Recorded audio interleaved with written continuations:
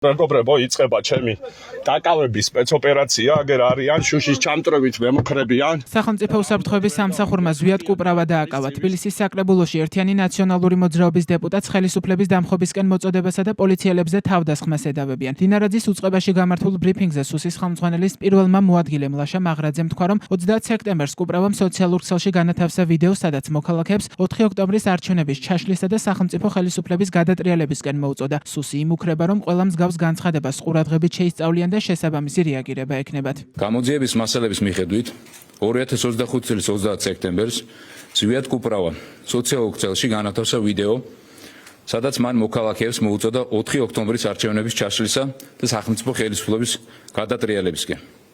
აღნიშნული მოწოდების დანაშაულებრივი ბუნების შესანიღბად მან შესაბამისი პასუხისმგებლობის თავიდან არიდების მიზნით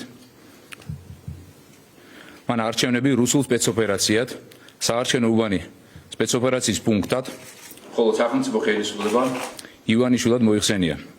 რაც ბუნებრივია, ვერ გამორიცხავს საქართველოს სისხლის სამართლის კოდექსით გათვალისწინებული ქმედების დანაშაულებრივობას. საგულისხმოა, რომ ვიდეო მიმართვაში დანაშაულის ჩადენის მოტივიც დაასახელა.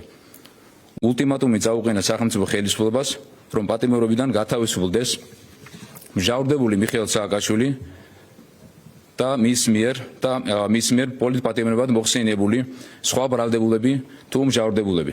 გარდა სახელმწიფო ხელისუფლების დამხობისკენ მოწოდებისა, ბრალდებული აანონსებდა სხვა დანაშაულის ჩადენასაც, რომელიც გათვალისწინებულია სისხლის სამართლის კოდექსის 162 მუხლით, რაც ძალადობით ან ძალადობის მუქარით არჩევნებში ნების განხორციელებისთვის ხელის შეშლას გულისხმობს. ზვიად კუპრავას დაკავებას განცხადებით გამოეხმაურა ერთიანი ნაციონალური მოძრაობა. მათი თქმით, ივანიშვილის ხელისუფლებისთვის ყველა წითელი ხაზი წაშლილია, რადგან ოცნება ოპონენტებს ციხეში პოლიტიკური განცხადებების გამო უშვებს. ნაციონალურ მოძრაობაში ამბობენ, რომ ქართულ ოცნებას 4 ოქტომბრის მოახლოებასთან ერთად შიში უმძაფრდება, ამიტომ დარჩენილ დღეებში მნიშვნელოვანია პროვოკაციებს არავინ აყვეს.